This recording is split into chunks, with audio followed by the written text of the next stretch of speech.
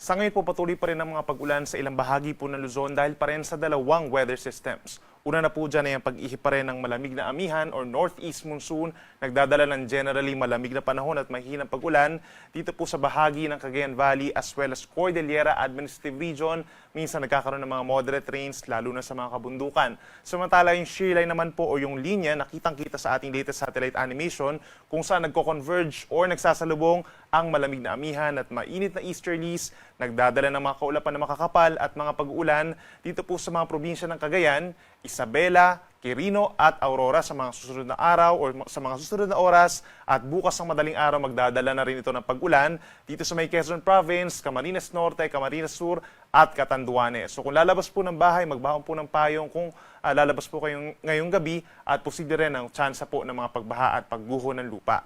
Ang natitirang bahagi ng Northern Luzon, itong nasa kabilang side, Ilocos Region, maaliwalas naman ang kalangitan sa gabi dahil sa pag-ihip din ng Northeast Monsoon at may tsansa lamang po ng mga pag-ambon. At ang natitirang bahagi ng bansa, kabilang ang Metro Manila, bahagyang maulap hanggang maulap ang kalangitan ngayong hapon hanggang bukas ng madaling araw at sasamahan pa rin ng mga pulupulong pag-ulan lamang or pagkidlat, pagkulog. Base naman sa ating latest satellite animation, wala pa rin po tayong namamata na panibagong low pressure area or bagyo na papasok ng ating Philippine Area of Responsibility hanggang sa kalagitnaan po yan ng susunod na linggo. However, pagsapit po ng second half ng December, nandyan pa rin yung possibility na hanggang isang bagyo na papasok o mabubuo sa ating Area of Responsibility. Kaya patuloy po tumutok sa ating mga updates. Para naman sa lagay ng panahon bukas, that's Thursday, December 11, mataas pa rin ang tsansa ng mga pag-ulan sa silangang parte po ng Luzon. Yan ay dahil pa rin po sa shear line o yung bangga ng mainit at malamig na hangin at mahinang pag-ulan pa rin sa may hilagan Luzon, epekto pa rin ng northeast monsoon. So pinakamataas ang tsansa ng ulan sa may mainland Cagayan, pababa ng Isabela, Quirino, Aurora, dyan sa amin sa Quezon at maging dito rin sa malaking bahagi ng Bicol Region, mataas ang tsansa nga ng malalakas sa pag-ulan, lalo na sa tanghali hanggang sa hapon, kaya magbaon po ng payong kung lalabas ang bahay at mag-ingat na rin sa banta ng mga pagbaha at pagguho ng lupa. Dito naman sa may Batanes, Babuyan Islands, malaking bahagi ng Cordillera Administrative Region at yung mga nearby areas pa dito sa may Nueva Ecija and Bulacan, makulimlim ang panahon at sasamahan din po ng mahinang pag-ulan. Habang ang amihan or northeast monsoon sa kabilang banda magdadala lamang ng mga pulupulong mahinang ulan pa rin dito sa may Ilocos Region at maraming lugar pa rin po ang hindi naman uulanin. For the rest of Luzon, including Metro Manila, andyan pa rin ang bahagyang maulap at minsan maulap na kalangitan. Kung meron lamang mga pag-ulan, mga pulupulo or saglit lamang po ito ng mga rain showers at mga thunderstorms lamang na isolated dito sa bahagi po ng Mimaropa. Sa may Metro Manila bukas, posibleng temperatura from 25 to 30 degrees Celsius. Sa may Tagaytay, mas presko from 23 to 28 degrees. Malamig sa may Baguio City from 16 to 22 degrees. At may kalamigan din po dito sa may areas na medyo magiging makulim din po bukas.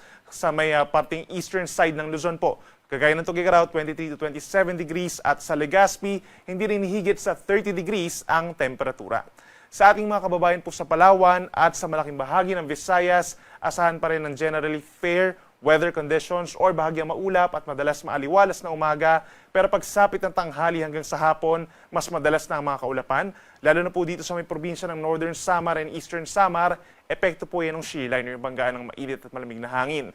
Asahan din for the rest of Visayas and Palawan, ang mga pulupulo lamang ng pag-ulan o pagkidlat pagkulog. So ideal pa rin po ang paglabas ng bahay bukas. Sa Puerto Princesa, mainit hanggang sa tanghali hanggang 33 degrees, habang sa buong Kabisayaan hanggang 31 degrees Celsius bukas. At dito naman sa Mindanao, asahan din po ang fair weather conditions. Bahagyang maulap for most of the day. Madalas nagpapakita ang haring araw pagsapit po ng umaga. And then sa tanghali hanggang sa gabi, madalas ang kaulapan. Lalo na sa mga kabundukan, sinasamahan lamang po yan ng mga pulupulong pagulan at mga localized thunderstorms. Temperatura natin sa Zamboanga and Davao City, mainit sa tanghali hanggang 33 degrees Celsius.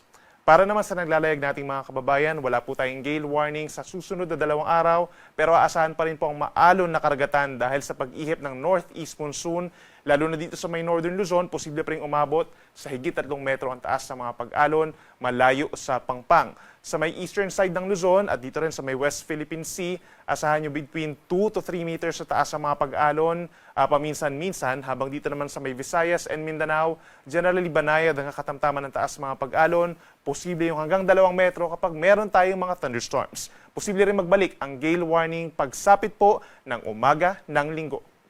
At para naman sa lagay ng ating panahon sa susunod pa na 3 araw, from Friday, December 12 hanggang Sunday, December 14, andyan pa rin ang pag-iral ng shear line. Magdadala pa rin ito ng pag-ulan sa malaking bahagi ng Kabikulan, dito sa may Eastern Visayas, some parts of Calabarzon, pagsapit ng Friday and Saturday, habang aakit naman ito dito sa may Cagayan Valley and Aurora, pagsapit ng Linggo. So asahan nga po, pagsapit ng Friday and Saturday, pinakamatataas ang tsansa ng pag-ulan sa may Quezon Province. Paminsan-minsan lumalakas din ang pag-ulan dito sa may Laguna at sa may Rizal, as well as Batangas and Cavite, or the rest of Calabarzon basically. Habang sa may Bicol Region, pinakamalalakas ang pag-ulan pa rin sa may Camarines Norte, Camarines Sur, and Catanduanes. Habang paminsan-minsan lumalakas din po ang pag-ulan for the rest of Bicol Region sa Friday and Saturday, gayon din sa malaking bahagi ng Samar Island. Ang amihan ng northeast monsoon naman magdadala pa rin ng malamig na panahon over most of northern Luzon, lalo na sa may Cagayan Valley and Cordillera Region. Gayon din ang Aurora, asahan ng makulimlim na panahon na sasamahan ng mga light to moderate rains Friday and Saturday. But for the rest of northern Luzon and the rest of central Luzon, partly cloudy to cloudy skies. For Metro Manila, posible din po umabot yung amihan natin at magdadala lamang ng mga pulupulong pag-ambon hanggang sa araw po yan ng Linggo. But pagsapit po ng Sunday, yung eastern side po ng Luzon, from mainland Cagayan down to Isabela, Aurora, Quezon, and Bicol Region, asahan pa rin ang epekto ng shear line, maulap pa rin ang kalangitan, kalat-kalat ang mga pagulan at dandyan pa rin po yung banta ng mga baha at landslides, kaya laging tumutok sa ating mga advisories and worst case scenario, heavy rainfall warnings. Sa ating mga kababayan po sa Visayas, kung meron nga mga pag-ulan, pinakamadalas po dun sa may Northern Samar, Eastern Samar, and Samar sa araw po ng Friday and Saturday. But for the rest of Visayas, sa susunod pa na 3 araw hanggang sa araw po ng Linggo, magiging madalas naman na araw at aasahan po yung fair weather conditions. So ideal yung pamamasyal ng ating mga kababayan, lalo na sa mga beach dun sa ating mga isla dito sa Visayas, pero asahan pa rin po yung mga pulo-pulo lamang ng pag-ulan or pagkilat, pagkulog, pagsapit ng hapon hanggang gabi, usually mga 1 to 2 hours lamang po ito. At sa ating mga kababayan po sa Mindanao, asahan din ang fair weather conditions, sasamahan niya ng mainit at maalinsangan po na tanghali. Dito sa Metro Davao, between 33 to 34 degrees Celsius, yung mga temperature natin pagsapit ng tanghali. Maging dito rin sa may Zamboanga City, may kainitan din po, no? Hanggang sa araw po ng Linggo. And then, patuloy yung epekto ng mga localized thunderstorms sa hapon hanggang sa gabi. Kung kayo po ay merong mga Christmas shoppings na magaganap po, o yung mga Christmas parties, from Friday until Sunday, wala namang magiging problema dito sa Mindanao dahil aasahan lamang po yung mga localized thunderstorms. Ang ating sunset ay 5:27 p.m. at ang sunrise bukas ay 6:11 na umaga.